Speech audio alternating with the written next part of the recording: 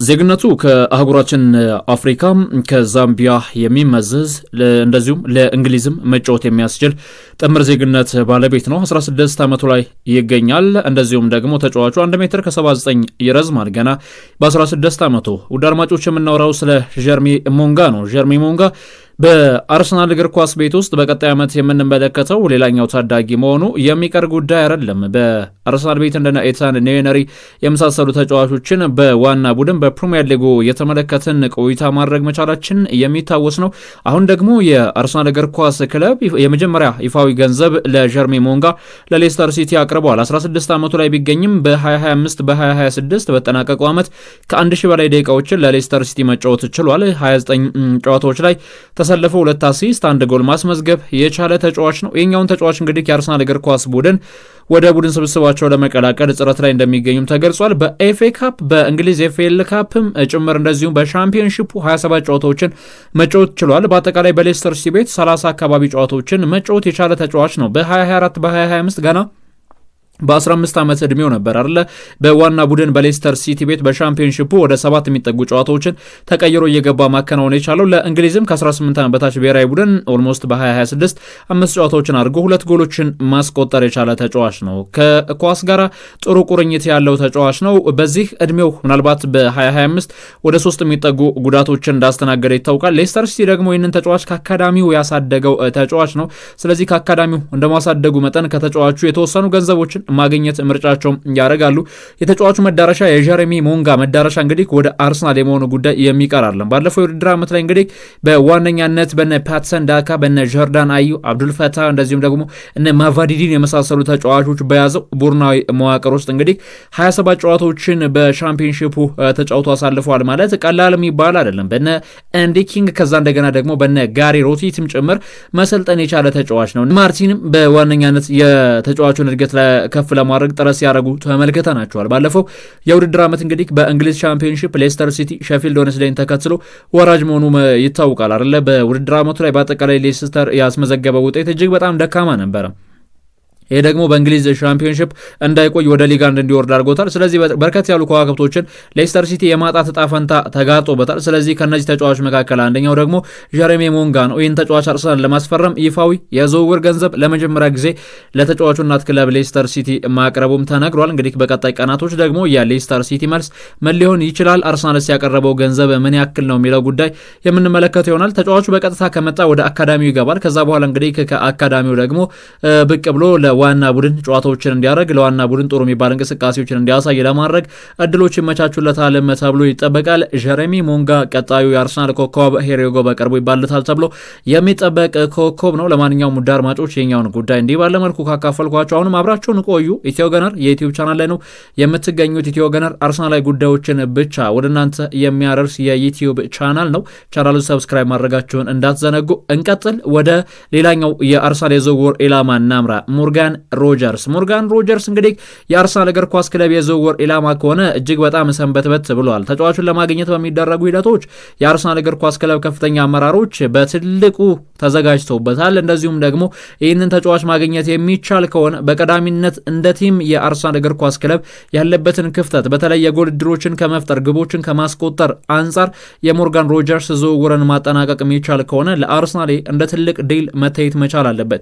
ይህንን በተመለከተ ስካይ ስፖርት አንድ ዘርዘር ያለ ጽሑፍን ይዞ ወጥቷል። አስቶን ቪላ ለዚህ ኮከብ ተጫዋች ለሞርጋን ሮጀርስ የሚጠይቁት የገንዘብ መጠን ወደ 80 ሚሊዮን አካባቢ የሚጠጋ ገንዘብ ነው የሚለውን ጉዳይ እንደዚሁም ይፋ አድርጓል። በእርግጥም ተጫዋቹን ለማስፈረም በሚደረጉ እንቅስቃሴዎች ይህንን ያክል ገንዘብ ሊጠይቁ ይችላሉ የሚለው አስቀድሞ የታለመ ጉዳይ እንደሆነ ምንም ጥርጥር የለውም። በቪላ ቤት ባለፉት የውድድር ዓመታት ላይ ምን ያክል እጅግ አስደናቂ እንቅስቃሴን ሲያሳይ እንደነበረ መመልከት በቂ ነው። በተጠናቀቀው የውድድር ዓመት በአጠቃላይ እንግዲህ ወደ 4541 ደቂቃዎችን ተጫውቷል። 25 የጎል አስተዋጽኦችን ማድረግ ችሏል በ54 ጨዋታ። ሪያል ማድሪድን ጨምሮ ትልልቅ የሚባሉ የአውሮፓ ቡድኖች የተጫዋቹን ዝውውር በተመለከተ በአይነ ቁራኛ የተመለከቱት ይገኛሉ።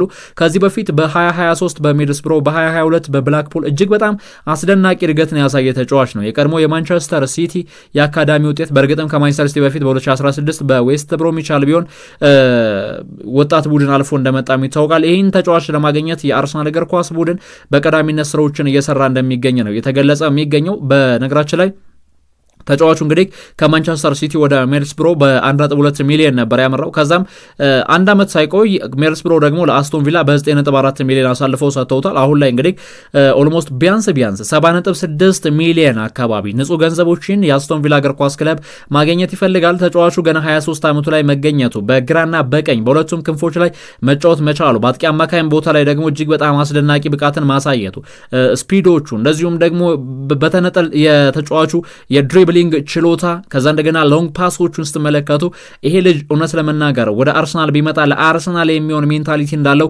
በደንብ መናገር ይቻላል። ከሳጥን ውጭ ጎሎችን ማስቆጠር የሚችል እንደዚሁም ሳጥን ውስጥ ደግሞ የግብ ማግባት አጋጣሚዎችን የሚፈጥር ተጫዋች ከማንቸስተር ሲቲ እስከ ብላክፑል ከሜድልስብሮ ደግሞ እስከ ዌስት ብሮሚች አልቢዮን ራሱን ባለፉት ዓመታት አሳድጎ አሁን ላይ 23 ዓመቱ ላይ የደረሰው ሞርጋን ሮጀርስ የአርሰናል የሚኬል ማርቲያን አርቴታ የሻምፒዮንነት ጉዞን ለማስቀጠል በቀጣዮቹ ዓመታት ደግሞ በእንግሊዝ ብቻ ሳይሆን በአውሮፓም ለመንገስ ዝግጁ በሆነው የአርሰናል ቡድናዊ መዋቅር ውስጥ እንግዲህ የምንመለከተው ተጫዋች ነው። በነገራችን ላይ 23 ዓመቱ ላይ ቢገኝም በጉዳትና በህመም ምክንያት ያለፉት የጨዋታ ብዛቶች እስካሁን በአጠቃላይ 5 ጨዋታዎች ብቻ ናቸው ያለፉት። በ2022 1፣ በ2024 2፣ በ2025 ደግሞ 2 ጨዋታዎች ብቻ ናቸው ያመለጡት ማለት ነው። ይህ ተጫዋች እንግዲህ እጅግ አስደናቂ የሚባል ብቃት ላይ የሚገኝ የእድገቱ ጣራ ላይ የሚገኝ ተጫዋች ከመሆኑ አንጻር በቀጣዮቹ ዓመታት ለአርሰናል ይህንን ዝውውር ማጠናቀቅ የሚቻል ከሆነ አስደናቂ የሚባሉ ነገሮችን ሊያስመለክተን የሚችል እጅግ በጣም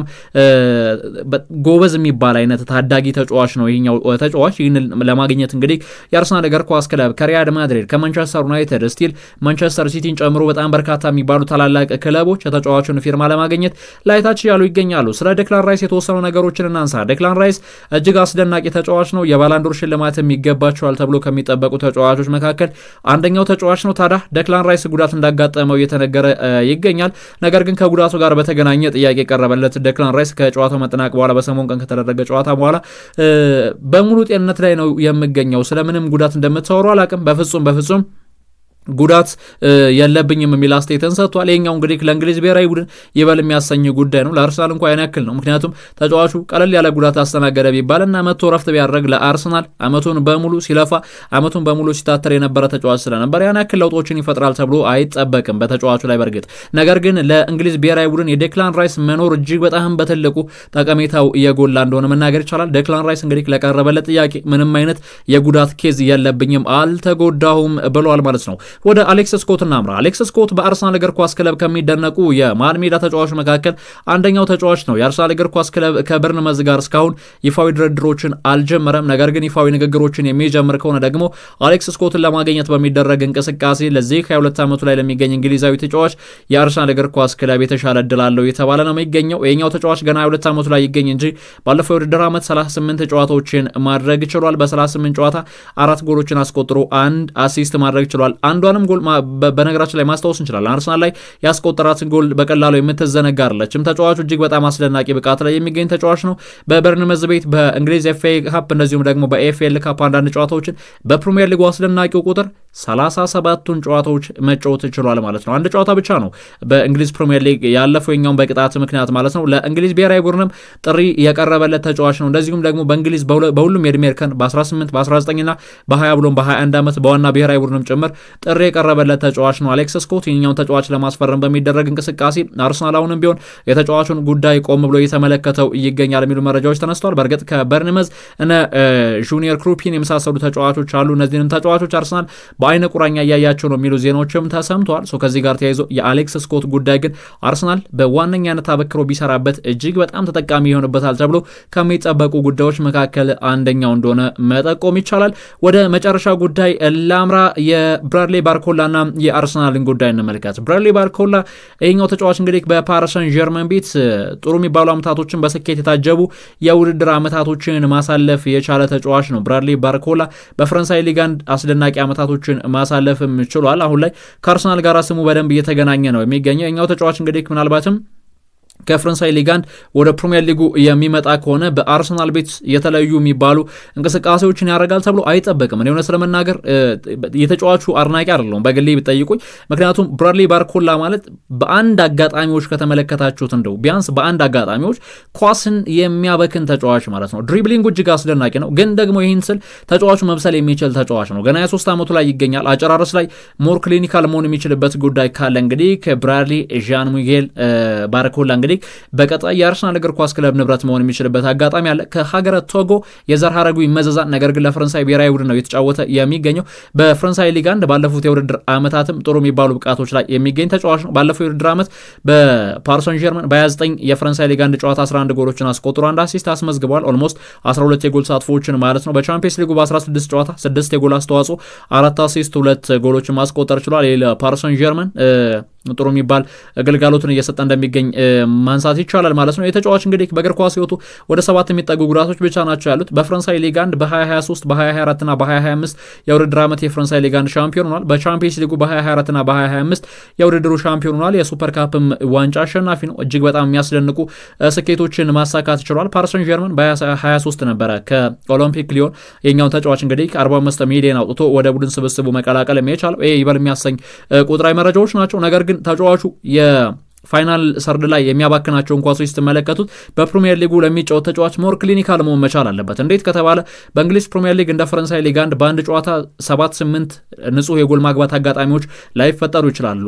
1 ወይም 2 ሊፈጠሩ ይችላሉ። እነዛን አጋጣሚዎች መጠቀም መቻል ያስፈልጋል። ነገር ግን ከነ ጋብሪኤል ማርቲኔሊ ከነ ሊያንድሮ ትሮሳርድ አንጻር ከተመለከታቸዋቸው እነዚህ ተጫዋቾች የሚለቁ ከሆነ ቢያንስ ማርቲኔሊ የሚለቅ ከሆነ ትሮሳርድን ጋር ለመፎካከር፣ ትሮሳርድ የሚለቅ ከሆነ ማርቲኔሊ ጋር ለመፎካከር ጥሩ የሚባል አይነት ባህሪ ያለው ተጫዋች እንደሆነ መዘንጋት ያለብን አይመስለኝም። ተጫዋቹ እጅግ በጣም ጥሩ የሚባል ቁጥራዊ መረጃዎች ያሉ ተጫዋች ነው። ሌላው ደግሞ በግራም በቀኝ መጫወት መቻሉ ነው። በግራ መስመር ላይ ኦልሞስት በፓሪስ ሰን ዠርመን ቤት ያደረጋቸውን 81 በመቶ የሚያክሉ ጨዋታዎችን በግራ መስመር ነው የተጫወተው። በቀኝ መስመር ደግሞ 19% አካባቢ ጨዋታዎችን መከወን ችሏል። የተጫዋቹ ትልቁ ኳሊቲ በዋነኛነት የቦታ አያያዙ ነው የሚደነቅለት ወይም ደግሞ የሚነሳለት ቦታ አያያዙ ጥሩ ነው። ፊኒሽንግ ላይ ግን ትንሽ ደከም ይላል።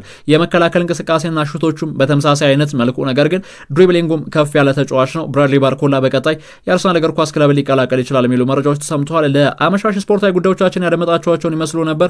በያላችሁበት ጥሩ ጊዜ እንዲሆንላቸው የምትመኘው ደግሞ ኢትዮ ገነር የዩቲዩብ ቻናል ነች። ውድ አድማጮች ሀሳብ አስተያየቶቻችሁን አካፍሉ። ጥሩ ጊዜ በያላችሁበት